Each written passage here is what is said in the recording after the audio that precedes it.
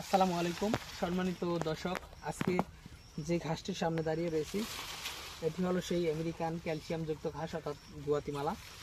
দর্শক দেখেন, এটি মাত্র 30 থেকে 35 দিন হবে কাটা হয়েছিল এবং তারপরে 30-35 দিন বয়সে এতটুকুন লম্বা আসলে হয়েছে। দর্শক এদিকে দেখেন, এদিকেও আরও ঘাস রয়েছে, এগুলো পর্যায়ক্রমে আস্তে আস্তে ওদিক থেকে যেহেতু কাটা হয়েছে ওইগুলো আগে কাটা হয়েছে, সে কারণে এটা একটু বড়, এটা থেকে আরও একটু বড়, কিন্তু এটা দেখেন এটা থেকে আরও বড়, কিন্তু এটার বয়স প্রায় 40-50 দিন হবে। আবার এটা থেকে আরও বড় কিন্তু আরেকটি গাছ আছে, দেখেন এই দেখেন দর্শক দেখেন এই গাছটি কী পরিমাণ বড়। মূলত গুয়াতিমালা ঘাস প্রথম আপনার 30 দিনের যেতটুকুন হয় পরের 30 দিনে তার থেকে দ্বিগুণ হয়। এটা মূলত গুয়াতিমালা ঘাসের বৈশিষ্ট্য।